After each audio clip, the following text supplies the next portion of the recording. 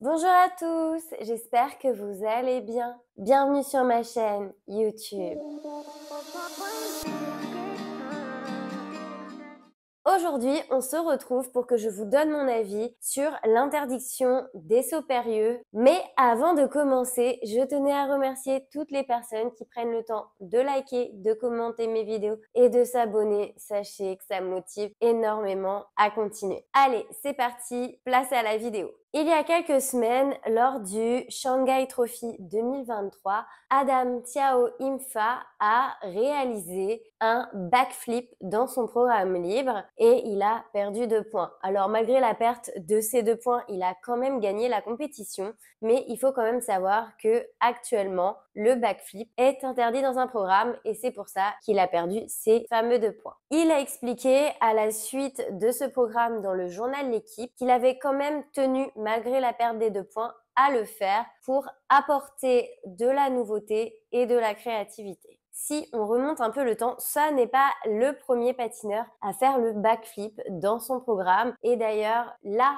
patineuse qu'on connaît le plus pour avoir fait cet élément interdit, eh bien, c'est Surya Bonali qui l'a réalisé dans son programme libre en 1998.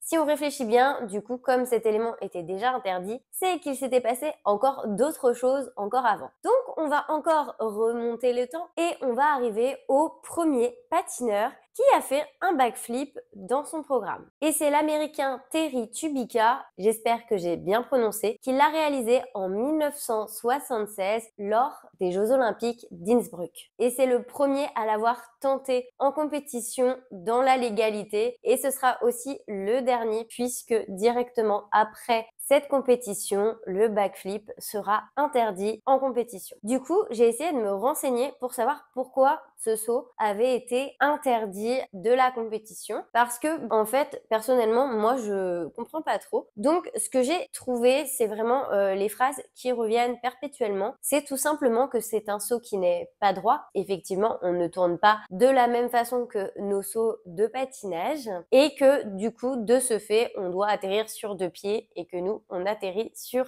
un pied. Du coup, je trouve que c'est un peu dommage parce que Surya Bonali avait quand même atterri sur un pied. Donc, si on suit la logique, en théorie, elle aurait pu ne pas avoir de déduction, elle en l'occurrence, puisqu'elle avait quand même atterri sur un pied. Donc, ça veut dire que du coup, l'atterrissage n'est pas obligatoirement sur 2 pieds et que leur logique n'est pas tout à fait cohérente. Mais bon, ça, c'est pas moi qui fais le règlement. Pour ma part, moi, j'étais persuadée que c'était interdit parce que ça reste un élément qui peut être compliqué à apprendre. Moi, personnellement, j'ai vu beaucoup de patineurs l'apprendre sur la glace et il faut quand même des moyens, que ce soit en tant que matériel ou en tant que personne, assez important par rapport aux autres éléments qu'on apprend. Et du coup, je pensais que c'était plus lié du coup à cette dangerosité et que c'était pour ça qu'on l'avait interdit, même si au final, en fait, en gala, on le voit énormément et il y a des tonnes de patineurs qui le font. Maintenant que j'ai toutes les cartes en main, je vais pouvoir vous donner un avis et du coup, je tiens à le préciser, ça n'est que le mien, c'est mon avis personnel, mais je trouvais que c'était un super sujet intéressant à voir avec vous, donc je vous le donne. Déjà, moi, personnellement, je n'ai jamais compris pourquoi c'était interdit. Moi, ce que j'aime dans la discipline du patinage, eh bien, c'est tout simplement justement ce côté de viser toujours plus haut, de dépasser ses limites avec bien sûr la dimension artistique. Donc pour moi, ça reste un élément spectaculaire, donc il a tout à fait sa place dans le patinage. En tout cas, ce n'est que mon avis. En plus, si vous regardez bien, il y a de plus en plus de patineurs qui contournent le système. Alors oui, ils ne font pas de backflip, mais ils font d'autres figures qui ne sont pas droites avec le corps, comme on reprochait au backflip, et qui n'atterrissent pas toujours sur un pied, parfois sur 2 pieds. Je vais vous donner 2 exemples qui, je trouve, illustrent parfaitement cet exemple. Eh bien, c'est le costal de Kevin Emos qu'on a pu voir l'année dernière dans son programme court et aussi une espèce de vrille. Alors personnellement, j'y connais rien en gymnastique, mais je vais employer ce terme, on dirait une espèce de vrille, de Ilia Malinin. Je sais pas si je prononce bien, encore désolée si jamais la prononciation n'est pas correcte. C'est 2 patineurs, non pas de point de déduction, mais ils font quand même une figure qui pourrait éventuellement rentrer dans le cadre du backflip. Donc, c'est une façon très détournée de faire la chose. Néanmoins, il reste dans la ligne directrice du message que veut faire passer Adam Tiao Imfa, puisque ça reste des figures nouvelles et créatives dans leurs propositions. Au final, pour ma part, je pense qu'ils pourraient autoriser le backflip en élément artistique, c'est-à-dire en quelque chose qui n'est pas obligatoire, qu'on peut codifier au même titre qu'un saut écarté, par exemple, ou tout autre saut